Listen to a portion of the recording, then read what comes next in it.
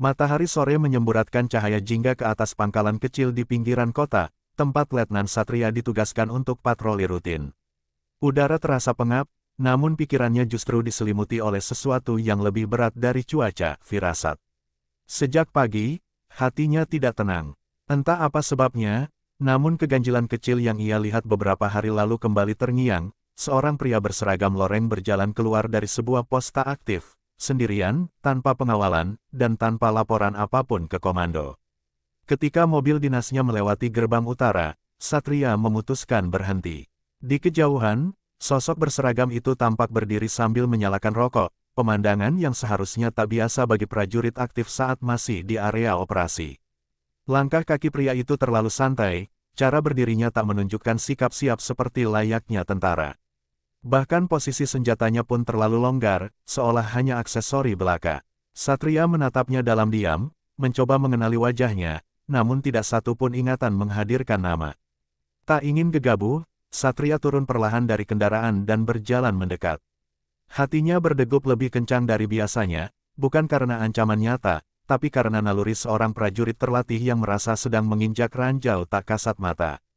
Pria itu menoleh sebentar, menegakkan tubuh, lalu memberi hormat dengan lamban. Salamnya terasa dipaksakan, seperti anak sekolah yang belum paham tata krama militer. "Siapa nama dan pangkatmu?" tanya Satria tegas, nada suaranya tenang tapi menusuk.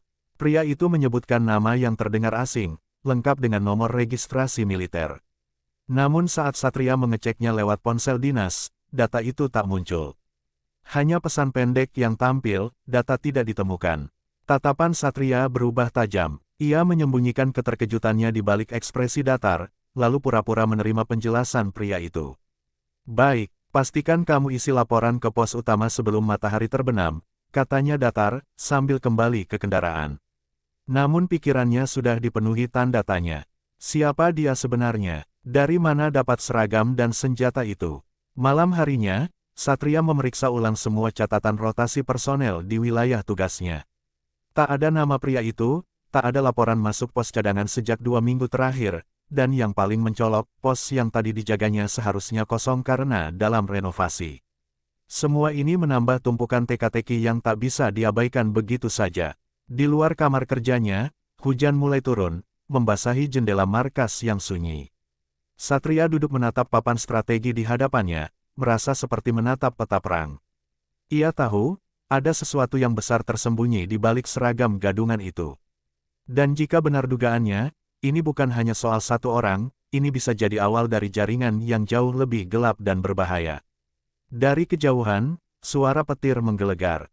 Satria berdiri, meraih senjatanya, lalu keluar menuju gelapnya malam. Ini bukan lagi sekadar tugas. Ini sudah jadi urusan hati nurani, membela kehormatan seragam yang ia kenakan, dari mereka yang mengotorinya dengan kebohongan.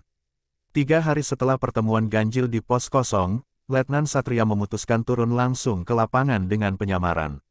Ia meninggalkan semua atribut resmi dan mengenakan pakaian sipil, berbaur di antara keramaian kota kecil yang menjadi jalur penghubung antara markas dan pelabuhan belakang. Ia sudah mendapatkan petunjuk samar dari laporan warga sekitar, ada beberapa pria berseragam tentara yang sering terlihat di gudang tua dekat dermaga, namun tak satu pun dari mereka dikenali sebagai personel aktif. Langkah Satria pelan namun mantap saat ia menyusuri gang-gang sempit di kawasan pelabuhan. Bau asin laut dan aroma solar menyatu di udara. Di balik tumpukan kontainer dan bangunan bobrok, ia melihat siluet yang membuat bulu kuduknya berdiri. Sekelompok pria berseragam militer sedang memindahkan peti-peti besar dari truk ke dalam gudang. Tidak ada prosedur pengamanan, tidak ada tanda pangkat jelas, dan yang paling mencolok, tak satu pun yang memasang bendera merah putih di seragamnya. Satria bersembunyi di balik tumpukan drum besi, diam-diam mengambil foto dan merekam video dengan kamera kecil yang ia sematkan di balik jaketnya. Dari jarak sedekat itu, ia bisa mendengar percakapan mereka. Salah satu pria berkata dengan suara rendah, "Kiriman dari selatan sudah masuk, tinggal tunggu pembeli." Kalimat itu menamparnya keras. Kiriman, pembeli, ini bukan urusan militer biasa, ini transaksi ilegal. Ketika salah satu dari mereka membuka salah satu peti, Satria nyaris tak percaya. Puluhan senapan serbu dan peluru kaliber tinggi tersusun rapi, lengkap dengan granat dan rompi taktis. Senjata-senjata itu berasal dari gudang militer, ia mengenali kode seri dan label pada petinya. Jantungnya berdegup kencang. Ini bukan hanya penyalahgunaan seragam, ini konspirasi gelap yang menyusup jauh ke dalam institusi yang ia bela dengan segenap jiwa. Namun tak lama kemudian, Satria menyadari dirinya diawasi. Seorang pria bertopi di sudut gudang tampak menatap ke arah tempat persembunyiannya. Gerakannya cepat, insting terlatih membuatnya segera mundur perlahan dan menyelinap keluar sebelum keberadaannya diketahui. Nafasnya memburu saat ia berlari menyusuri lorong pelabuhan, mencampur antara adrenalin dan kemarahan yang menyesakkan dada. Malam itu, Satria kembali ke tempat tinggal sementara yang ia gunakan selama penyamaran. Ia menyusun ulang rekaman dan bukti yang ia kumpulkan, lalu mencocokkannya dengan data inventaris senjata di markas besar. Hasilnya mencengangkan, beberapa senjata itu memang tercatat, hilang dalam pengiriman, beberapa bulan lalu. Artinya, ada celah dalam sistem logistik militer yang telah dimanfaatkan oleh pihak-pihak tertentu. Satria tahu ia tak bisa melaporkan semua ini sembarangan. Ia masih belum tahu siapa yang bisa dipercaya, dan siapa yang mungkin terlibat. Ia hanya punya satu keyakinan, ia harus menggali lebih dalam, sebelum jaringan ini menghilang seperti bayangan dalam gelap. Dan jika perlu, ia siap berjalan sendirian melawan arus kebusukan yang telah merasuki seragam suci. Di luar jendela kamarnya, hujan kembali turun. Kota yang semula tampak biasa kini menyimpan wajah gelap yang tak terbayangkan. Di balik lampu jalan yang temaram, ada perang senyap yang mulai membara, dan Satria tahu, ia telah resmi masuk ke medan yang tak tertulis dalam buku latihan militer manapun. Letnan Satria duduk di pojok ruangan gelap yang hanya diterangi layar laptop tua milik penduduk pelabuhan yang ia sewa diam-diam. Jari-jarinya bergerak cepat memindai data digital dari rekaman video dan hasil pencocokan nomor seri senjata. Tapi satu hal terus mengganggunya, wajah salah satu pria di gudang itu terlihat familiar, seolah pernah ia lihat dalam briefing intelijen atau daftar pencarian internal. Ia tak bisa mengingat dengan pasti, namun wajah itu menyimpan luka lama yang tak asing. Ia membuka sistem pengenal wajah melalui jalur akses rahasia yang ia miliki, mengunggah potongan gambar yang buram namun cukup jelas. Beberapa menit kemudian, layar laptop menampilkan hasil pencocokan. Nama pria itu adalah Peltu Darmawan, mantan anggota satuan tempur yang dipecat karena kasus penggelapan senjata 2 tahun lalu. Tapi yang mengejutkan bukan itu. Darmawan tercatat sudah tewas dalam kecelakaan jalan tol saat dibawa ke tahanan militer. Foto dan sidik jarinya sudah dikunci sebagai arsip tertutup. Satria menatap layar itu dengan wajah kaku. Jika Darmawan masih hidup, artinya ada pemalsuan kematian. Seseorang telah membantu menghapus identitasnya, dan lebih dari itu, memberinya kesempatan untuk membangun jaringan gelap yang kini bergerak bebas di antara prajurit-prajurit aktif. Satria memejamkan mata, mencoba menenangkan diri. Kebenaran yang ia temukan malam ini bisa mengguncang fondasi kepercayaan dalam tubuh militer. Langkah selanjutnya jelas, tapi berisiko. Ia harus menyusup lebih dalam ke lingkaran Darmawan.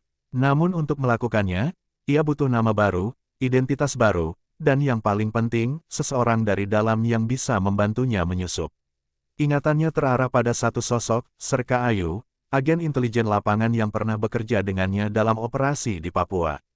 Seorang yang bisa diandalkan, dan tak pernah tunduk pada kompromi. Satria menghubungi Ayu melalui saluran darurat yang hanya digunakan dalam situasi genting. Ia tak menjelaskan banyak, hanya menyebutkan satu kalimat, bayangan mati itu hidup kembali. Tak butuh waktu lama bagi Ayu untuk memahami maksudnya. Dalam hitungan jam, mereka bertemu di sebuah bengkel motor tua di pinggiran kota, jauh dari sorotan siapapun. Ayu menatapnya dengan mata tajam. "Kamu yakin Darmawan masih hidup?" tanyanya lirih. Satria mengangguk, menunjukkan data hasil pencocokan wajah. Ayu terdiam sesaat, lalu mengeluarkan berkas dari dalam jaket kulitnya, berisi laporan tak resmi tentang pengiriman senjata ilegal dari pos militer yang hilang secara misterius. "Aku sudah lama curiga ini bukan cuma permainan orang luar. Ini kerjaan orang dalam." Dua kepala intelijen itu akhirnya duduk berhadapan, menyusun rencana berbahaya. Satria akan menyamar sebagai mantan tentara bayaran, lengkap dengan identitas baru, agar bisa menyusup ke dalam lingkaran Darmawan. Sementara Ayu bertugas di luar, memantau dan menarik benang informasi dari saluran bawah tanah.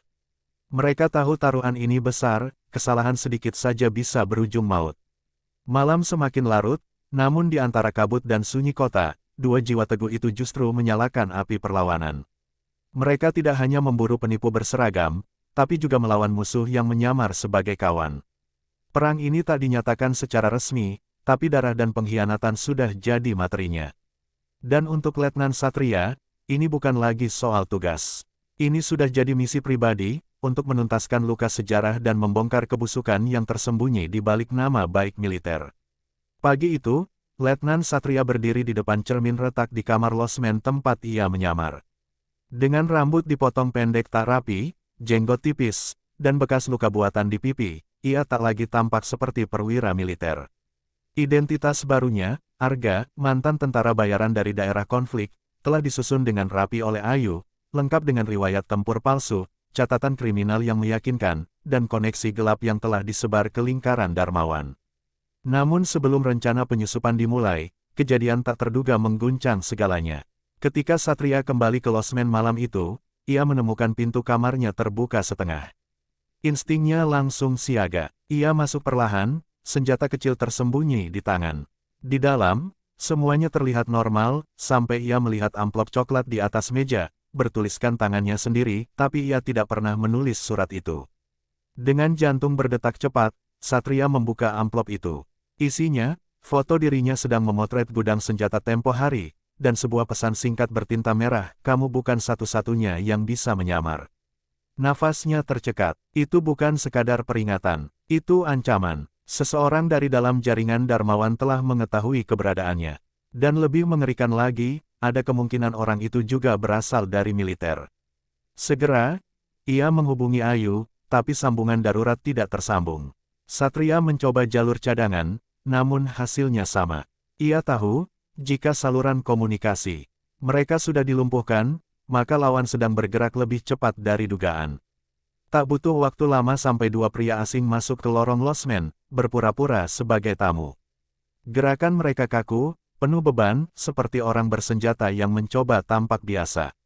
Tanpa membuang waktu, Satria melompat keluar jendela belakang dan menyelinap ke gang sempit. Pelariannya dihujani peluru senyap dari pistol peredam. Ia berhasil kabur dalam gelap, namun malam itu menyisakan luka, bukan hanya luka gores di bahu, tapi keyakinan bahwa permainannya kini tak lagi satu arah. Jaring yang ia coba bongkar, ternyata telah melingkar lebih dekat dari dugaan. Di persembunyian darurat, Satria akhirnya berhasil menghubungi Ayu melalui kode darurat radio gelombang pendek. Suara Ayu terdengar kacau, terdengar napas tergesa dan bunyi langkah cepat. "Aku juga dibuntuti. Sepertinya kita dibocorkan dari dalam. Ada yang mengkhianati kita," katanya singkat sebelum komunikasi terputus kembali. Suara radio pun hanya menyisakan desir sunyi yang menggigit. Satria menggertakkan gigi. Dikhianati bukan hal baru di dunia yang ia jalani, tapi kali ini rasanya berbeda, lebih menusuk. Ia tahu, ia dan Ayu sedang melawan bukan sekadar penipu berbaju tentara, tapi monster berwajah kawan. Di balik seragam, di balik sistem yang mereka lindungi, ada tangan-tangan kotor yang bermain dalam gelap. Dan jika mereka bisa menyusup ke lingkaran Satria, maka waktunya tinggal sedikit. Malam itu, untuk pertama kalinya sejak misi dimulai, Satria menulis surat wasiat pendek, bukan karena takut mati, tapi karena sadar ia mungkin tak sempat menjelaskan semuanya jika dirinya tumbang. Ia lipat surat itu, masukkan ke dompet, lalu berdiri, menatap kota yang mulai tertidur. "Kalau mereka pikir aku akan mundur, mereka salah besar," bisiknya pada bayangan sendiri. Perang ini belum selesai, justru baru dimulai. Langit Jakarta pagi itu tampak mendung, seperti mencerminkan kabut kebingungan dalam benak Satria. Setelah semalam lolos dari penyergapan, ia memutuskan bergerak ke barat, ke wilayah tua yang dulunya markas pasukan cadangan. Tempat itu sudah lama ditinggalkan, namun Satria ingat, ada satu orang yang mungkin masih bisa ia percaya, Mayor Purn Rahman, mantan atasannya yang menghilang dari radar sejak pensiun dini setelah menolak ikut dalam operasi rahasia penuh tanda tanya. Ketika ia tiba di rumah kayu tua yang nyaris runtuh itu, pintu terbuka pelan. Sosok Rahman muncul di balik tirai, wajahnya dipenuhi kerutan, namun sorot matanya masih menyimpan nyala yang sama seperti saat memimpin pasukan di daerah konflik.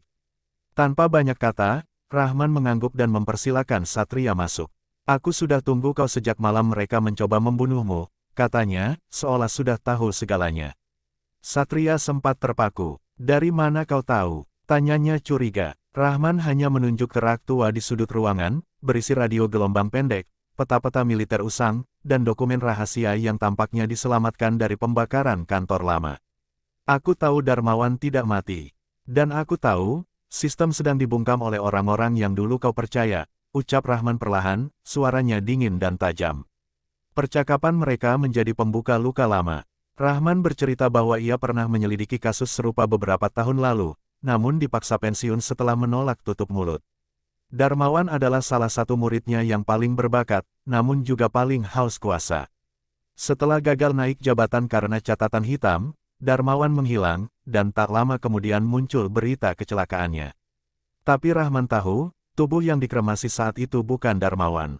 Dia membunuh sopir militer dan menyamar jadi korban. Ada bantuan dari dalam yang urus semuanya, ujar Rahman lirih.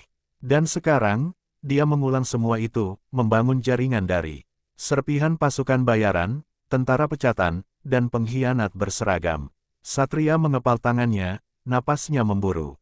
Dunia yang ia bela kini terasa seperti panggung ilusi, dan para pemainnya memalsukan segalanya, bahkan kematian. Tak lama kemudian, pintu diketuk dari belakang rumah. Satria segera berdiri, waspada. Tapi dari balik tirai, muncullah sosok tak asing, Ayu, wajahnya letih, namun matanya menyala penuh semangat. Ia berhasil lolos dari pengejaran setelah memancing pelacak lewat jalur palsu.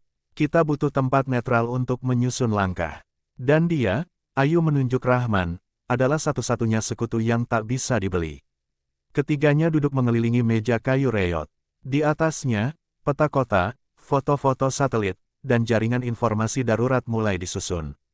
Target mereka, sebuah markas pelatihan tak resmi di pinggiran hutan industri yang digunakan Darmawan untuk melatih pasukannya. Lokasinya tersembunyi, tapi Ayu berhasil menyadap koordinatnya dari sinyal radio yang dipancarkan sesekali dari titik itu. Waktunya sudah sempit. Jika mereka tidak bertindak cepat, jaringan ini akan menghilang seperti asap. Malam itu, untuk pertama kalinya, Satria tak merasa sendirian. Di tengah semua pengkhianatan dan kebusukan, ternyata masih ada sosok-sosok yang menjaga bara kecil kebenaran. Mereka bukan pasukan resmi, bukan bagian dari struktur komando. Tapi justru karena itulah mereka bebas bergerak, seperti hantu dalam sistem, yang akan menyerang dari tempat tak terduga. Perlawanan ini kini tak lagi soal membongkar jaringan, ini soal merebut kembali kehormatan yang telah dicuri oleh mereka yang menyamar di balik nama negara. Embun pagi menggantung tebal di atas dedaunan saat tiga bayangan bergerak pelan di antara semak belukar.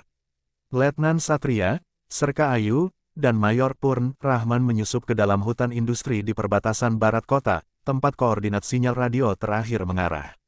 Mereka bergerak tanpa suara, menapaki jalur-jalur lama bekas latihan militer yang kini tak tercatat dalam peta resmi. Rahman berjalan paling depan, mengenali setiap cekungan tanah dan sisa-sisa lorong bawah tanah yang dahulu mereka bangun sebagai tempat evakuasi darurat. Di balik semak lebat, mereka akhirnya melihatnya, markas Darmawan. Tidak tampak seperti markas biasa, tempat itu lebih menyerupai kompleks industri terbengkalai, dengan kontainer-kontainer logistik yang disusun rapi, menutupi bangunan utama dari pandangan udara.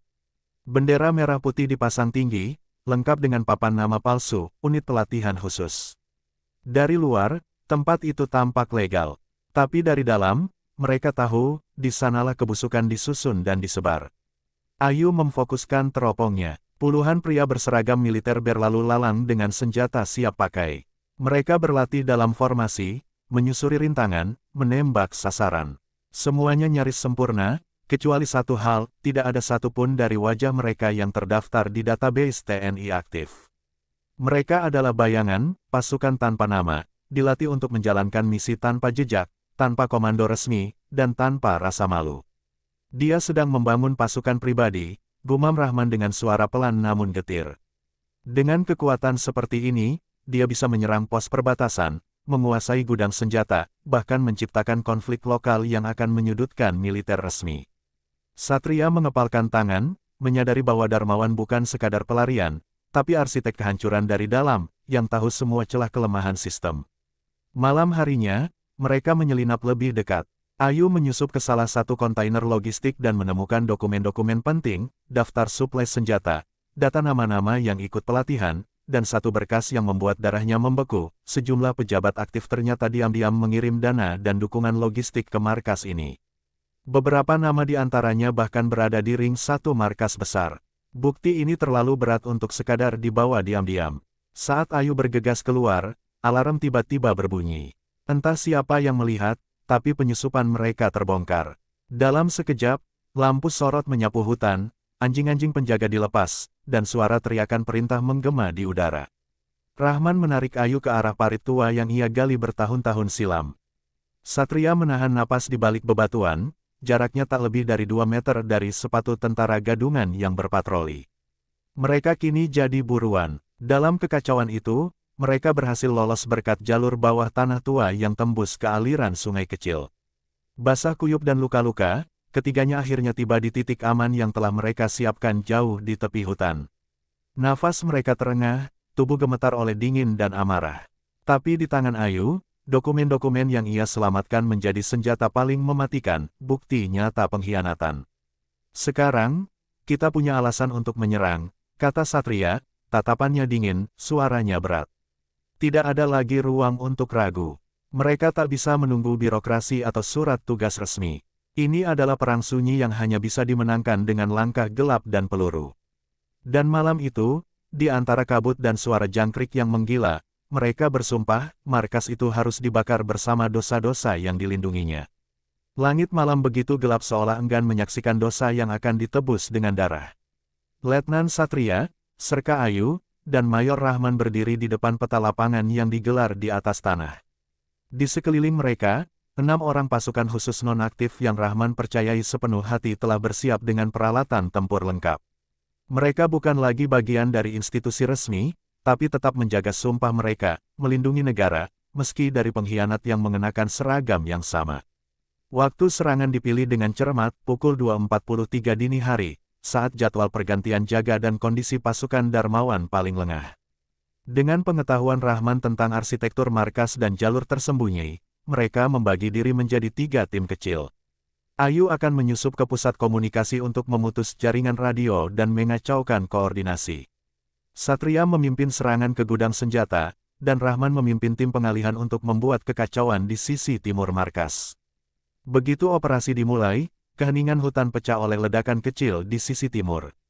Tim Rahman berhasil meledakkan truk logistik yang disamarkan, memaksa puluhan tentara gadungan keluar dari barak dalam kebingungan. Dalam bayang-bayang kegelapan, Satria dan timnya menyusup ke gudang utama dan menanam bahan peledak di titik-titik vital. Di dalam, ia melihat senjata yang bahkan belum diluncurkan secara resmi ke publik, bukti bahwa persekongkolan ini telah mencapai tingkat nasional. Sementara itu, Ayu merangkak melalui saluran pembuangan yang berujung di bawah ruang komunikasi. Dengan cekatan, ia melumpuhkan 2 operator dan menyuntikkan virus digital ke sistem mereka. Dalam hitungan detik, layar-layar di ruangan itu menjadi gelap, dan semua sambungan komunikasi terputus. Markas Darmawan kini buta dan tuli, tanpa perintah pusat, tanpa koordinasi. Kepanikan mulai menyebar seperti racun. Namun tak ada rencana yang sempurna. Salah satu prajurit gadungan menemukan tubuh operator yang Ayu lumpuhkan dan membunyikan alarm darurat cadangan. Sirene melolong, tembakan meledak tanpa arah, dan malam yang sunyi berubah menjadi neraka terbuka. Satria memerintahkan aktivasi bom waktu di gudang senjata. Kita tidak datang untuk menangkap. Kita datang untuk menghancurkan, katanya dingin sebelum berlari menuju titik evakuasi. Di tengah pelarian, mereka dikepung oleh beberapa tentara gadungan.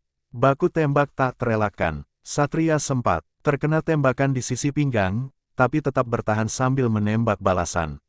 Rahman menghantam musuh terakhir dengan popor senjata, lalu menarik Satria keluar dari medan api yang mulai menyala dari gudang. Ledakan besar mengguncang bumi, membuat hutan sejenak sunyi oleh gemuruh kehancuran. Saat fajar menyingsing, langit tampak merah bukan karena matahari, melainkan karena asap dan api yang melahap markas Darmawan. Dari kejauhan, terdengar sirene pasukan militer resmi yang akhirnya merespons sinyal distres palsu yang dikirim Ayu. Tapi semuanya sudah selesai. Markas palsu itu kini rata dengan tanah, bersama rahasia hitam yang dikubur di bawahnya. Hanya segelintir dari mereka yang tahu bahwa malam itu, sebuah perang bayangan telah dimenangkan tanpa medali. Di tepi hutan, Satria duduk lemas, luka di pinggangnya dibalut seadanya. Ayu duduk di sampingnya, diam, tatapannya kosong tapi puas. Rahman berdiri tak jauh dari mereka, menatap kobaran api yang perlahan memudar. Kita belum menyelesaikan semuanya, katanya lirih. Kita baru membakar ujung ekor ular. Kepalanya masih hidup, dan mungkin duduk di ruang komando. 3 hari setelah markas palsu di bumi hanguskan, Letnan Satria duduk sendirian di ruang interogasi markas pusat militer. Ruangan dingin berlapis baja itu seolah menghakimi keberadaannya. Ia bukan ditahan sebagai penjahat, tapi juga belum diakui sebagai pahlawan. Laporannya tentang jaringan Darmawan, lengkap dengan bukti-bukti dan nama-nama perwira tinggi yang terlibat, telah diserahkan. Tapi respons komando atas tak secepat yang ia harapkan. Hening, seperti diam yang menyimpan ketakutan, atau penyangkalan. Di luar ruangan, Ayu menunggu dalam gelisah. Ia tahu Satria sedang menghadapi tekanan dari atas, bukan karena salah, tapi karena menyentuh sesuatu yang seharusnya tak diganggu. Nama-nama yang mereka temukan dalam dokumen Darmawan bukan hanya pejabat aktif, tapi juga pensiunan berpangkat jenderal, politisi, bahkan tokoh bisnis besar. Skema kejahatan itu mengalir melalui jalur legal, membeli diam, memelihara boneka, dan membentuk kekuatan dalam bayang-bayang hukum. Pintu akhirnya terbuka. Seorang jenderal bintang 3 masuk, mengenakan seragam rapi tanpa celah. Tatapannya tajam, tapi tidak marah. Ia meletakkan map di meja, lalu duduk perlahan. Kau tahu, Letnan, apa yang kalian lakukan, tidak sesuai prosedur. Tapi kalau kalian tidak lakukan, negeri ini mungkin baru sadar saat peluru sudah menghujani istana. Satria menatapnya datar, menunggu perintah terakhir, penghargaan atau pengkhianatan. Bukti kalian kuat, lanjut sang jenderal.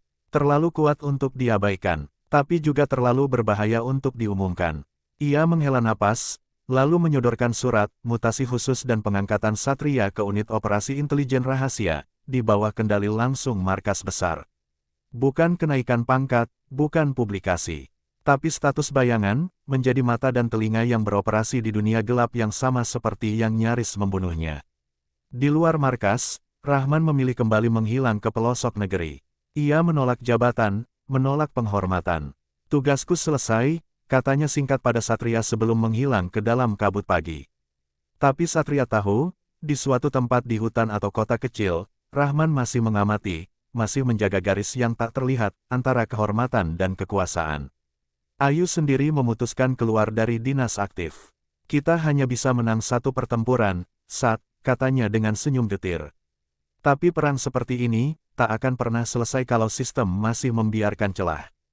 Ia pamit tanpa pelukan, tanpa air mata, hanya dengan sepucuk surat yang ditinggalkan di saku Satria, berisi catatan tangan dan satu baris terakhir, kalau kau jatuh dalam gelap, jangan biarkan bayanganmu jadi musuh.